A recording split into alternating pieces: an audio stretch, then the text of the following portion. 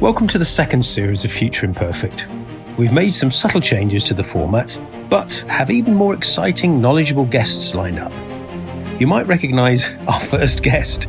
He's a tech CEO, a jouster, an author, a YouTuber, and a medieval enthusiast.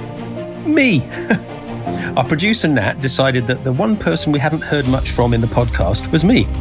And so we're kicking off our second series with an in-depth chat about chivalry and my new book, Leading the Rebellion. Welcome to Future Imperfect. So this is a slightly different episode of Future Imperfect, because usually Jason would be interviewing someone about their book, but Jason himself has written a book. So I, Natt, who usually produces, I'm here to interview Jason. And so usually, Jason, at this point, you would ask your guest to introduce themselves. So I'm going to ask you to do exactly the same thing. Jason, could you introduce yourself to the listeners? So we are through the looking glass now. This is our Alice in Wonderland topsy-turvy moment. I'm Jason Kingsley, CBE now, not OBE. I got a CBE recently, which is rather surprising in a way, I suppose. It's always nice to get an award. I haven't received it yet. I've got to organise my trip to Buckingham Palace or Windsor Castle or somewhere grand Amazing. like that, which of course for me as somebody who loves the medieval period is really exciting. I'm probably going to go there and be looking at the architecture and wondering what happened here 500 years ago rather than actually paying attention to the investiture. But a very grand ceremony is quite nerve-wracking as well. Anyway, I'm the CEO, co-founder of a company called Rebellion. We make computer games. We publish comic books. We publish novels. There's a whole bunch of stuff. We do board games. A company called Rebellion Unplugged does tabletop board games. And we have film studios. And we do all sorts of stuff related to tech and genre entertainment, I guess. And I founded the company with my brother Chris in the early 90s, which to me doesn't seem that long ago. But there'd probably be lots of people who are grown-ups listening to this and going, I wasn't even born then. It's the trouble with getting older, isn't it? Your perspective on the world shifts and changes. Just as an aside, one of my favourite shirts is a sort of brush cotton plaid sort of lumberjack shirt. And I wore it to work the other day. And one of my younger members of staff said, wow, that's a really cool retro shirt. Where did you get that from? And I said, well, I bought it from somewhere in the 1980s. He went, it's an original. Is that an original piece of 80s fashion? I went, not really. Yes, I suppose you could look at it that way. You are now the history you investigate. Well, this actually kind of informs a lot of my YouTube channel as well as the book. Yes. Is human beings, I think, whilst we're different, we've got different approaches to life and the technology might change and how we see the world. We're informed differently or worse, depending on our circumstances.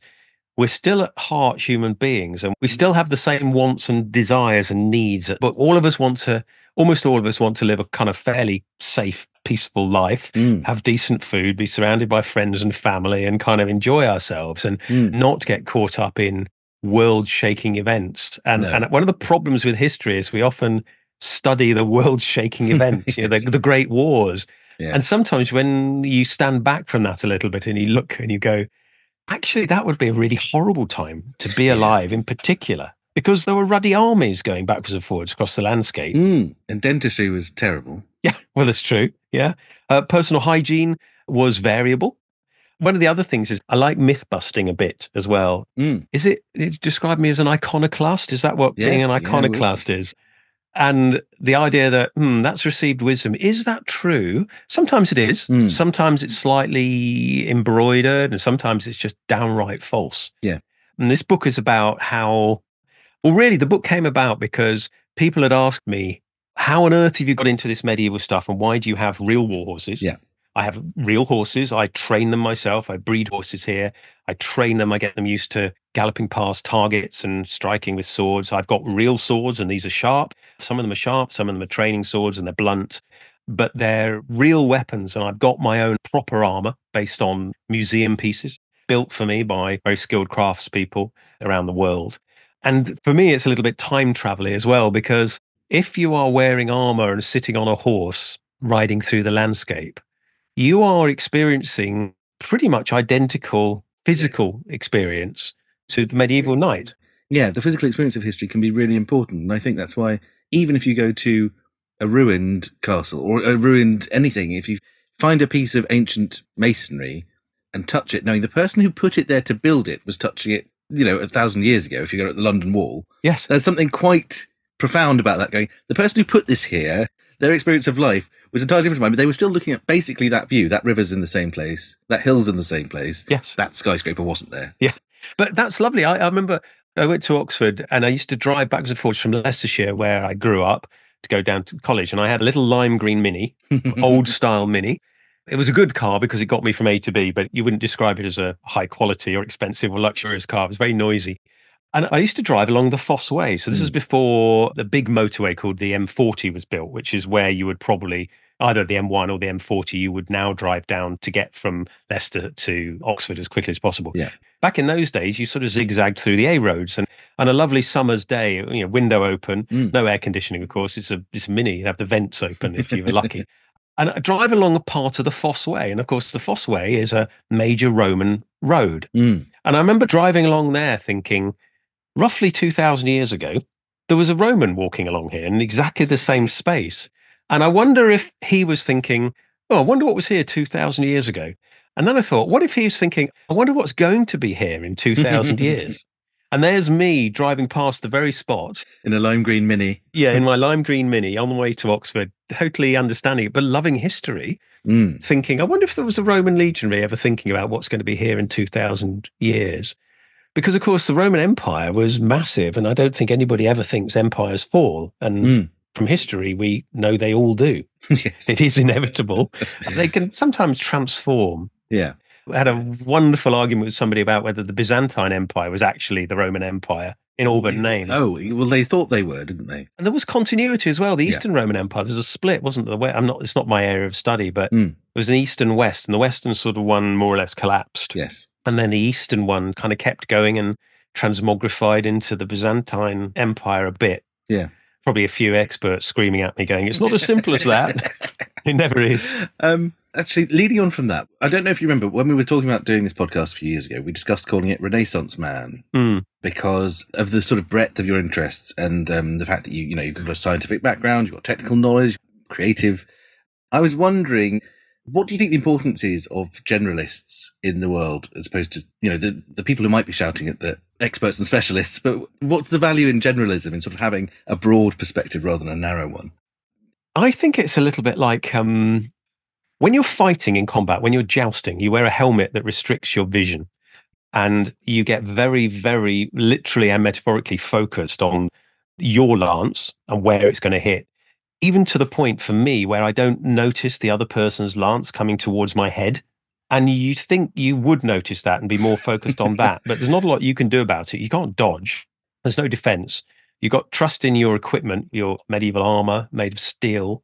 And I tend to not even consider that. I'm focusing very much. I think specialization can sometimes create blind spots, because the world is so complicated that it's easy to continue to specialize more and more and more and more. And I remember talking to an old tutor of mine, Dr. Tom Kemp, who used to work at the University Museum, which is very close to St. John's College. He was a St. John's College fellow. And we used to have a bit of a laugh in our tutorials and talk about all sorts of stuff. And for those that don't know, sometimes sherry is involved in tutorials at Oxford colleges. It's rather lovely. You sit there with an eminent, sometimes a Nobel Prize winner, drink a small glass of sherry and discuss things. It's brilliant. I don't know whether they still do that, but they should. Anyway, Tom Kemp was laughing because he submitted a paper to an eminent publishing entity, and it had gone all the way around the houses and come back to him as the referee, because he was the only person who was one of two specialists in the world in this particular area. And this area was the jawbones of therapsids. Right. Now, for those that don't know, therapsids are a group of animals, mammal-like reptiles. They predate the dinosaurs. And we had a really interesting conversation about how certain areas in history, like the dinosaurs, are much loved by kids and everybody glamorizes them. But there's vast swathes of history with other types of creatures that are equally interesting, but perhaps don't capture the imagination in the same way of the non-specialist. And he told me that this was a real problem because there's nobody else that could judge whether his specialist paper was any good anymore. And I said, so in effect, that means you know more and more about less and less until you know absolutely everything about absolutely nothing. And he thought that was really funny. Yes. And he said he started to use that in tutorials to people. And it's true. I think you can specialize so much that you lose perspective. Same as combat. In combat, you can focus on tunnel vision, and somebody from behind or from the side can hit you and you hadn't been aware they were there, which is why a lot of battle tactics are about flanking and enfilading and attacking where the enemy don't expect you to attack. And it's not because they're being idiots, it's because they're being distracted by what's immediately in front of them. And so I love specialization, but I've also tried to synthesize other areas of my life. So, for example, my science education, I sort of use it in the research for history as well. And sometimes I ask experts, how do you know that that armor predates that armor? Well, look at the shapes. You're like, yeah, but is there any way of confirming that by forensics? Is there any way to date the steel, for example? And I didn't really get an answer, but it sort of slightly confused them in that I wasn't questioning it to be difficult. I was questioning how can we confirm our assumptions are right? Is there any way we can take the human frailties out? You've heard of cognitive biases, of course. Yeah. And there are so many of them, and you can go mad trying to look through which ones you've got. And we've all got some of them. And all of them. All of them. Absolutely all of them, writ large. And I always think you kind of owe it to yourself to believe as few untrue things as possible. And the only way to do that is to keep yourself informed. And sometimes you have to rather painfully realize that something you thought was true is in fact not true.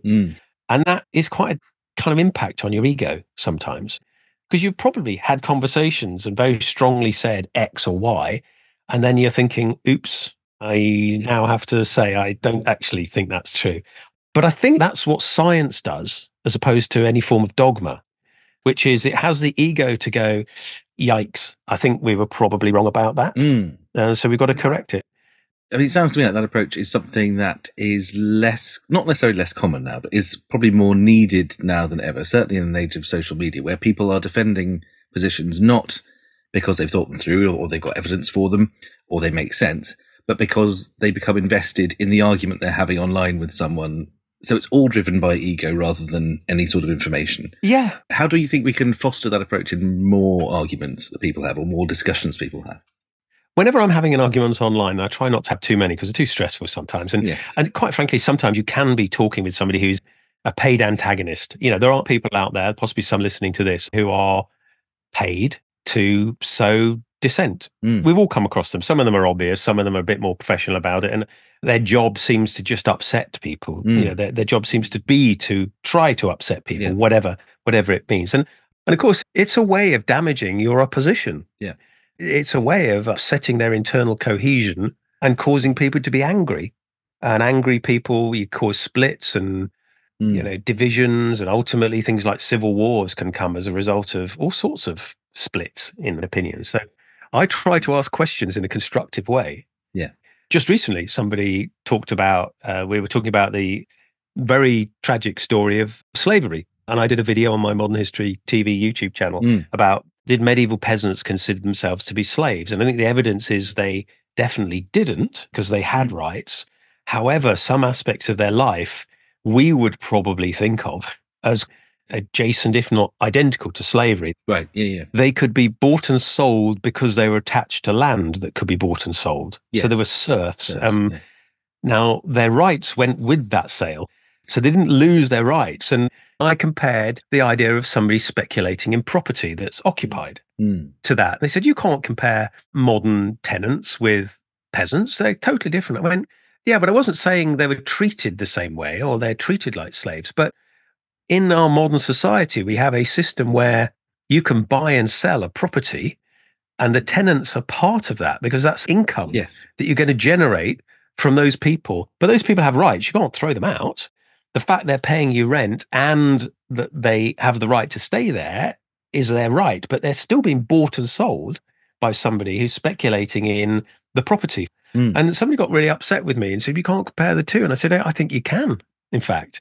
One is because you're used to it, because it's standard part of how we see the world. And the other is something other from many hundreds of years ago that you think's outrageous, that people can buy and sell people if they're attached to the land. And I'm saying, we still do it today. It's different slightly, but it's not really at its heart. Right. Yeah. And some people are really good at listening and going, actually, that's a good point. And I always try, not always successfully, to sort of swallow my ego a bit. Because you can be wrong. I've said many wrong things in videos, and it's like, oh, that's embarrassing. I should have got that right. And, you've broadcast as well. Yeah, absolutely, Sometimes yeah. you can be so caught up in what you're saying that Yes. the wrong thing comes out, and it's only a few days later in the edit where you go, well, I said that wrong. Oops. Do I re-record that, or do I just let it go and say I got it wrong? If this podcast's very short, you'll know I did that a lot. How are things in the gaming industry? It looks from the outside like things are pretty grim. Yeah, nearly 4,000 jobs lost so far this year. Wow. In the games industry. Not everybody. Lots and lots of people are just laying off people that work for them. And I think there's a little bit of a plague going around of laying people off because other people are laying people off, and you need to be seen to be doing it as well. You know how it goes sometimes that, well, we should lay some people off because everybody else is. It's like, we don't need to. Well, the shareholders insist we do things the right way. One of the biggest issues for me is the short-term thinking. The capitalist system, I suppose, rewards short-term thinking. And I don't understand why somebody running British Gas is worth £3.5 million. No. Well, they're not. No, they're not. Because I don't earn anything like No. that. And I run and have built my own company from the ground up. And all that person is doing, they may be brilliant and they should be well paid because there's a lot of responsibility. But there is literally no way that they should be worth an order of magnitude more money than what would be an amazingly good salary. Yes. And also, I think once upon a time, the person at the head of that organization would have grown in that organization, have some sort of knowledge or expertise about how the industry worked or how the business worked. Whereas now there's a sort of raft of people who have come from any other business to a similar position in that business. In fact, you look outside to Sainsbury's or to whoever, not expecting knowledge of the business to be important when appointing the head of the business. Well, it's almost as if, I don't know, it'd be interesting to look into this. What is being taught in business schools? Are people literally being taught there are general principles of being a CEO or being a CFO that will apply to any industry whatsoever, regardless of that industry? And quite frankly, knowing how the industry works is irrelevant. You've got minions to do that, perhaps. Well, maybe that's a sort of something favoured by shareholders because they want someone who knows how to make numbers go in the right direction rather than, or if you're looking to extract short-term value from something, that's the skill you're looking for rather than... Yeah, well, it comes back to ethics, doesn't it? To my mind, anyway, and ethics is missing from business to a large extent. And kind of lack of ethics seems to be celebrated by the media in some ways. Evil corporations are often the baddies now. It kind of used to be monsters and it used to be, terrorists or drug dealers. And the other trope that is used, and I think is going to grow as well, are the sort of tech bro. I've noticed, is it The Beekeeper? There's a new movie coming out, and the baddie there is a tech bro who is just odious and gets horribly killed. I don't think it's a spoiler because it's an action movie with Jason it's in the Statham, trailer, so isn't it? you expect he's going to win. I haven't seen the movie, I've seen the trailer. And I'm thinking, that's bad because in a way that mythologizes the role of the CEO. It mythologizes the role of the leader, and it diminishes the nature of ethics. That's what the book was about, really. Yes. It's about how could aspects of medieval ethics be applied to business? And some of it, you have to work quite hard to get it to fit. Well, you did very well. You talk at one point about a 19th century railroad tycoon who gets out and shovels coal with the rest of his workers. Like, there used to be different sort of models of capitalism. Like you had Quakerism and the Cadburys and Titus Salt who were building model communities for their workers and tried to make sure they were all well educated and were, sort of paternalist capitalism where we're going to build your house and, make sure you're looked after. Also cooperatives and that sort of early 20th century model. But it seems nowadays it's very much driven by extracting value from assets that have built up maybe in different eras. Is that? Yeah, well, I think you've got the equivalent of robber barons, haven't you, really? And the robber barons were kind of squashed, especially in the earlier part of the 19th century in the US in particular. You had people who would do rapacious things in the name of just improving their value, or your people who controlled the whole of the value chain in one industry. Like I think at one stage there were oil barons who owned oil fields, vast amounts of that, and the garages that supplied the gasoline to and they're literally totally vertically integrated. And I think there were other industries, and the authorities, I'm not an expert in this area, but the authorities said, look, this is not healthy. This is capitalism in the wrong way. It's almost like a form of cancerous capitalism. It's the sort of the obvious, not the obvious, but a way that capitalism can form itself incorrectly. It can grow like a cancer does, a terrible disease, but at the same time, it's only doing what it knows, which is to keep growing unchecked. It's not intrinsically evil. I mean, it is. It takes people we love, but it's just doing its thing. It's expanding and killing the host and ultimately killing itself, which is the thing. That's sorry, that was a bit dark. I took a bit of a darker turn it's than interesting. I was wondering if there's a distinction between a CEO of a company like yours, where you are driven by the desire to make something and the need to make money to support yourself and others while you make it, or shareholder capitalism, where for most of the investors in a business, what they want is an increase of capital. It doesn't matter what the business does. The business is just a mechanism for making the money tree grow or making the numbers go up. I wonder if there's a distinction between those businesses and the way they're run or the way people think of them. Well, very much so. I think the business of the C-suite is to make the shares go up, enrich themselves, say that they're doing wonderful things and adding huge amounts of value for the shareholders, take as big a slug as possible of that money for themselves in the process. And if shareholders are okay with it and their slug of money is also going up, then everybody's okay with it. But it seems to me like some people, I hear about this in the media, so it may be not true, but you hear about people saying, I don't really care what this company does. I can make shareholder value. There's that brilliant cartoon, isn't there, where there's a man in a ragged shirt and tie sitting in a cave in an apocalyptic setting, and they're sitting around a fire, and they're saying, you know, for a moment there, we had a wonderful growth in shareholder value, and, you know, it destroyed the world. So what first fascinated you about did your fascination with, say, knights come from history or from fantasy?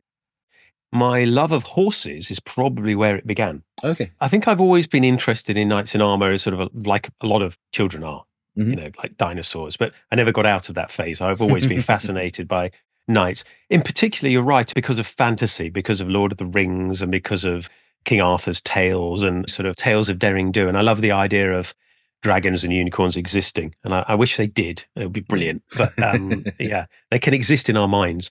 But horses also, I fell in love with horses. I can't really remember where, but one of the key components was a book called The Silver Brumby. Silver Brumby is a classic book, tale of a horse in Australia, the outback. It's a little bit like Watership Down kind of story. Right. So they don't talk, but they think and they communicate with each other in a way that's not quite defined in the book. They have conversations, but they're not speaking. And they're wild animals, definitely, but they're a bit more anthropomorphized a bit. And I just loved that book. It crystallized my love of horses. And then I was lucky enough to convince my parents to buy us riding lessons. We went to riding lessons. Yeah. And I remember those riding lessons were often in the dark under that sort of form of that very orange lighting that used to be around in probably the 70s. Yeah. I can't remember what it was called, but sort of very orange colored lights in the indoor school. And I remember really enjoying the riding lessons, going round and round on a pony. And one of the highlights for me was, can we canter? Right. Can we canter around the arena?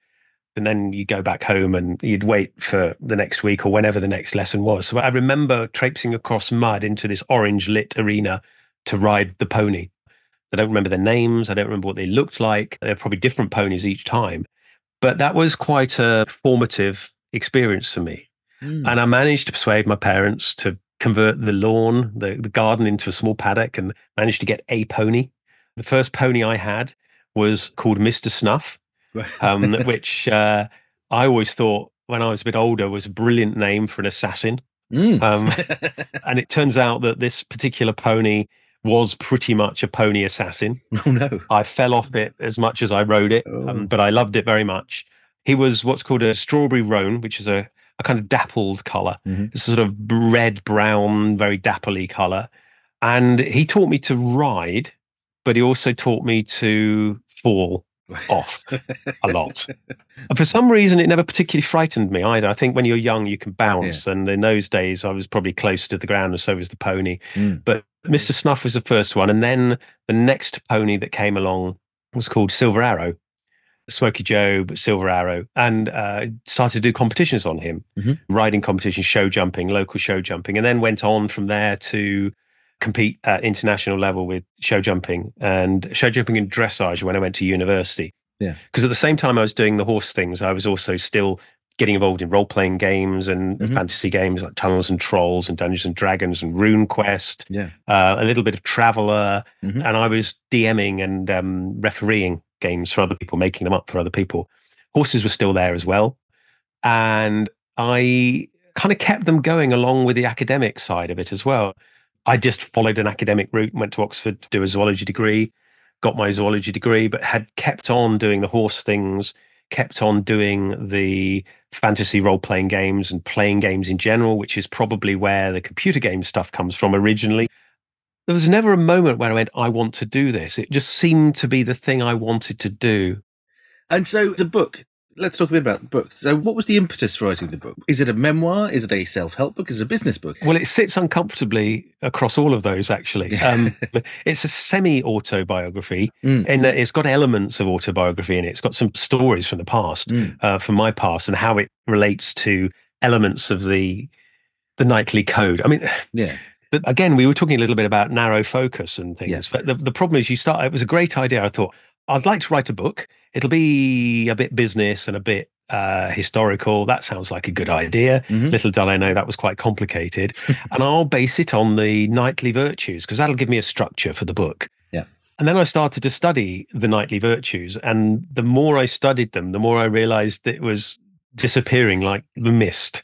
The more I tried to sort of find a specific list to work from, the more I realized the kind of never was. There sort of were some lists written down. They were different. They had bits missing. They had bits added.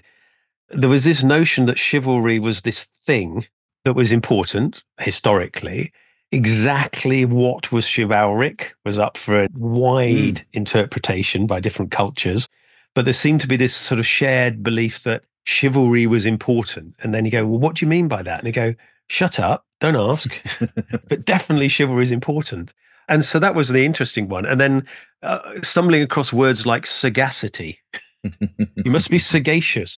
I was like, I don't even know what that means. I'm going to have to look it up and try and work out how to get in there.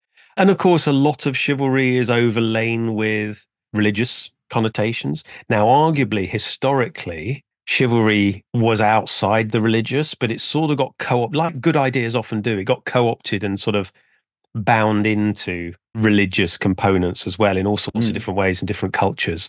And arguably aspects of chivalry and the troubadour, the sort of courtly love, are from Languedoc, that area of France that was the Occitan region. They had their own language, they had their own form of Christianity, and there was a Cathar purge in that place, one of the very few Christian on Christian crusades, which is probably worth many books, and many awful tragedies were enacted in that area. But the troubadour aspect of that got passed on and kind of captured, and the courtly love aspect got passed on and captured in an interesting way. And I think to a certain extent, the idea of chivalry is to control what we might think of now as toxic masculinity, the bad aspects of male behavior. I mean, I think actually it's broader than that. It's sort of bad aspects of human behavior that is typically found in men more than women, arguably. I mean, I don't want to get into that whole area here, but it was designed before there was a police force. When you had a few blokes and some swords and some horses, you could cause a lot of problems for a lot of people. And there really wasn't a way of dealing with you unless you had more blokes and horses and swords. But this overlay of how you should behave towards innocent people, how you should behave as a man towards women, how you should respect certain things. I mean, some fantastic information. For example, the courts tried to impose rules on knights to say that you shouldn't attack on Sundays. Right. Okay. You shouldn't do a raid on a Sunday. And it's like, okay, fair enough. One day a week will be raid free then. Don't know how they managed it, but they definitely said things like that. Or if it's the church land is sacrosanct. You mustn't steal stuff from the church for obvious reasons. The church didn't want to lose their stuff, which presumably means that they were, or they had been in the past. And the heathens were doing that, of course, but they didn't want the Christian knights to do that. Mm. And so what was interesting is doing the research, you end up going down lots of rabbit holes about the Crusades, for example, a very difficult and controversial period in history. What were they for? What were they in response to? What did they actually do? And I'm being a bit flippant here, but the idea of a crusading army turning up at a fellow Christian city and their fellow Christians going, we're Christians too. And the Yes. Crusaders going, yeah, we've done a deal with somebody. And so is it okay if we sack your city? But no, it's not. So, I'm being flippant about, some terrible history, but Mm. chivalry, I suppose, like running a business, like ethics, can be flexible. Yeah. It almost needs to be flexible within reason, but it shouldn't flex to the point where it breaks. I talk about things in the book where I've turned down deals because the deal was just wrong or it was not ethical. And people are sometimes surprised about that and they think maybe I'm virtue signaling. And to a certain extent, I am. I'm saying I did this because I didn't think it was right. But I'm also trying to suggest to other people that they in life shouldn't necessarily do things just because it's going to make them a lot of money. What are the consequences? What are the consequences going to be to you as a person if you do this? I think there's an interesting concept of honor that's maybe not emphasized now that was in the past. The idea of being able to own your conduct and look yourself in the mirror every morning and say, yes, that's a person who does good things. And to know that you're doing good things generally, one to have some sense that, oh, I've let myself down there. It doesn't seem to be a concept we place much credence in anymore, but it used to be quite important. Yeah, and also to err is human. The Arthurian myths are full of people striving to achieve things. Mm. And in some cases, catastrophically failing, and in a few cases, achieving some of it. And I think that's one of the messages from the book is, look, we're all flawed. Just because you make a mistake or you've done something, you suddenly go, oh, that was bad. That's not it. It's not over. You Yeah.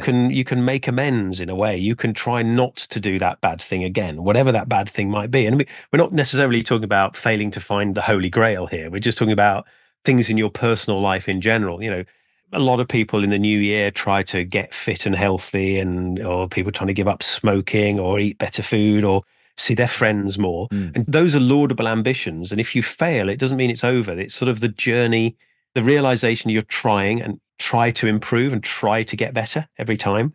There's a little thing I do, and I don't know whether other people do this. I try to do the +1 thing, which is, right, I've done all the things I've got to do. Is there one more thing I can do? I can't be bothered to take the rubbish out. Actually, you know what? I will. I'm just going to take the rubbish out and then I'm going to come in for a cup of tea or whatever it might be. Yeah. And it's amazing how those little tiny positive increments can add up over a week or over a month, even over a year. If you're struggling to write a book and you go, oh, I haven't written the 2,000 words I'm hoping to write today. I've not written at all. It's like, well, okay, write a sentence then. Just open your laptop or open the notebook and just write something, just one sentence. And often you go, oh, actually, I got another bit. I'll write another sentence. Or, okay, I'm going to write for 5 minutes. Yeah. And that can sort of snowball in a positive way. And I find it's the same in lots of endeavors, in business. Yeah. Can I do this in a slightly different way? How do I improve this aspect of this process? Is there something we're doing which was once effective but isn't anymore? It's the quest narrative. And the quest for all of us, we don't have to go on mighty quests all the time. In fact, almost all of us won't have a mighty quest with world-shattering consequences. Now, we won't fight literal monsters. Maybe in some cases we will. But can we set ourselves small quests, micro quests? Do one micro quest every week. If you take nothing else from it, do a micro quest every week. Yes, exactly. So chivalry presumably was for quite a rarefied cast of people in the medieval period. But do you think this is more generally applicable now? Do you think we should all participate in this sort of sense of code? Yeah. Absolutely. I mean, the chivalric code was largely addressed to noble men and how they should treat noble women, really. I mean, it kind of wasn't, but it sort of was. And I think that it can be broadened out to everybody from whatever stage of life they're at, or however they see themselves. I think kind of having your own quests and having your own challenges helps frame problems sometimes. And it can make it more fun as well. I know it sounds silly, but you want to start this project and the quest is to begin this project. So what do I need to do? I've got to do this and this. I've got to set up a little workspace here. I need to get some kit. I better go online and buy some of the things I need. Okay, well, that's a step on the quest. And then I will resume this quest tomorrow. after I had my break in the tavern and come back to it. And so it can make life kind of epic. I do this all the time with horse riding. I know that sounds weird. So I quite often, I've got lots of horses to exercise every day. And I will often dress up in my medieval soft kit, which is the tunics and belts, and often carry a sword because it's good practice. And it gets the horse used to carrying the sword and gets me used to wearing it on horseback. And I will say, right, I'm going to ride to that spot. I'm going to scout out those woods. And it kind of adds a little spice to going for a hack through the landscape. I love the focus on the idea of the quest, because I think it rightly focuses on what's important, which is the means.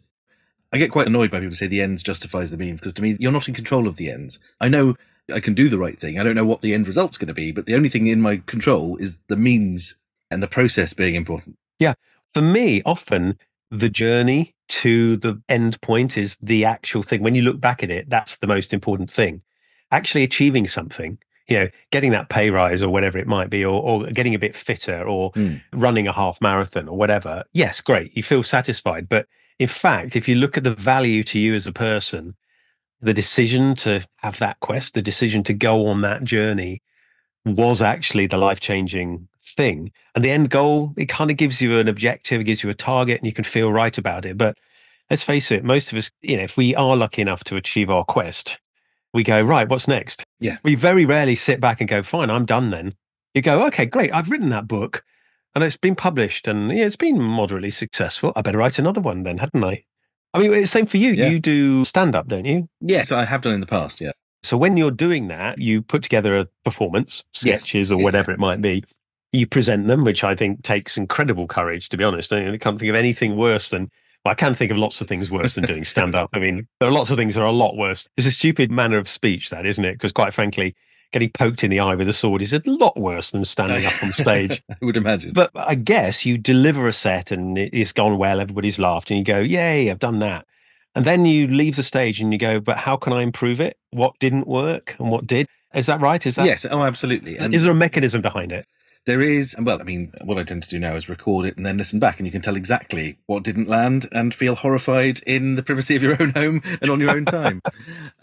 Yes, that sort of reflection. But again, it's the process that getting it better for next time is the exciting thing, rather than the fleeting moment where everyone laughs and claps. Yes. Which is, it's gone very quickly. Yeah, well, and each one of those is a quest. Yeah. Doing stand-up, if you've done it, it probably seems more manageable. For those that haven't done stand-up, it sounds like an almost impossible hill to climb, let alone doing it well and getting people to laugh, I guess. Yeah. And I presume some of those quests fail. I've been and watched comedy, and I won't say who they are because they're very famous comedians, and their presentation fell flat. Yeah. Sometimes also that isn't within your control necessarily. It can be because it's about the mood of a room and the state of a room, and it's about generating a certain mood among the audience. If there's people being served at the bar and the lights are on at the back and there are people wandering in and out, none of that's within your control. No matter how experienced you are, there can be things that just make a night not go the way you want it to. Same as a quest. Yeah. Even going back to the Arthurian quest, you had this great idea to go and find the Holy Grail, but you set off in the wrong direction and went through the wrong forest to get there, and you end up somewhere else entirely. And life can be like that. You have an objective to achieve this, and you wander off the path, not intentionally, but you find yourself in a different place.